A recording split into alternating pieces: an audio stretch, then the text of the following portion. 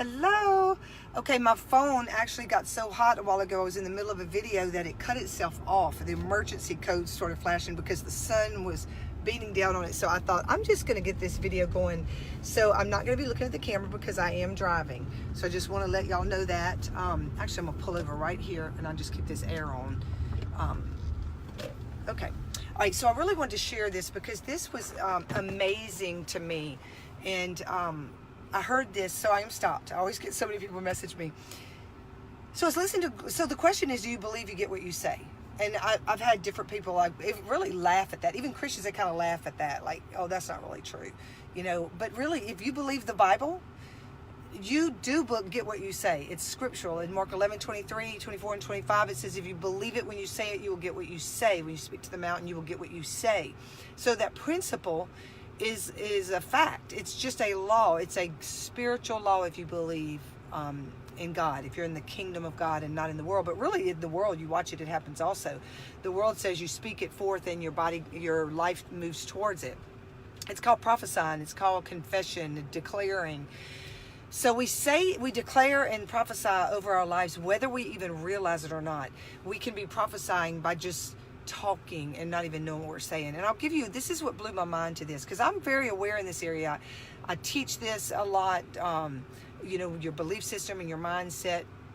But I saw this when Gloria Copeland was preaching or teaching, and she said, the world says in the marriage vows, they say that, you know, I will in richer and poorer, in sickness and in health, till death do us part.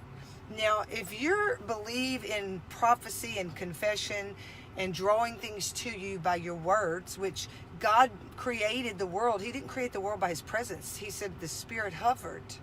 He was present. But the world was not created until he spoke. So we have that same power. He's created us in his likeness.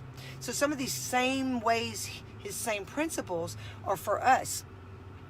And so this is what Gloria Copeland said. It was eye-opening for me. As much as I study this and I practice this and I believe this, she said, the wedding vows say for richer or poorer. She said, I'm not going to declare that over myself. My wedding vows say for richer and more richness. Okay, and that's God. God's a builder. God is an abundance. He's a multiplier. He's a good God. He's never a God that takes away. He doesn't. He's an addition. Now, if he takes something away, it's only because he's using that as a tool to give you something back greater, build it, to get your attention so that he can lift your life up. So he's really in the spiritual realm, and if you look at it through his eyes, he's not taking it away. He's using it as a tool. He will always return it or give you something greater. So he's not a God that's out to get you. He's a good God. He says, I'm the rewarder of those who seek me. He's came to give you a life of abundance. So what about if you would say the marriage vows are in sickness and in health? Well, don't prophesy sickness. And I thought that is so good, because I would say my marriage vows to my husband now, I've already cleared them up, or I'm beside you no matter what we walk through. Okay, I am beside my husband no matter what we walk through. But I'm not going to prophesy any bad. But I'm not going to prophesy for rich or poor or sickness and health. I'm going to say in health and greater health, because by his stripes we're healed. And in richness and greater richness, because our God lavishes upon us. And that's richness of everything. That's richness of money, richness of wisdom, richness of relationships, richness of love. It's everything, but it is money. So I just want you to kind of have like a little shift here. Are there areas in your life that you're prophesying and your belief system is keeping you capped? And John Maxwell calls it the law of the lid, where if you have a belief system where you've said, I can only live in this kind of house, I can only wear these type of clothes, I can only associate with this type of person, all these belief systems that keep a cap of you missing out on these wonderful relationships, or you missing out on the house God has for you, or you missing out of even a church to worship that he wants to send you to, because your belief system has capped that.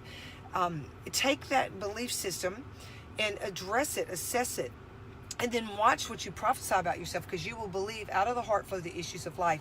You're going to prophesy if you don't do the inner work and take a look at it, you will prophesy what is planted in you without even realizing it. What you've either learned from your environment, what you've learned from maybe your schooling, your key relationships, or from age 1 to 6. I was talking to my daughter-in-law yesterday, and she is a therapist, and she is a social worker for children that are young children, and she confirmed that I've always heard it was ages 1 to she said 1 to 6, that by that time there's so much programmed in us that can be reprogrammed now. So don't be discouraged, but when you're looking for things that are blocking you or not taking you forward, or belief systems that are a lie, or maybe you took on because that's what your parents believe, but they're not servicing you well, you have the ability to change that belief system.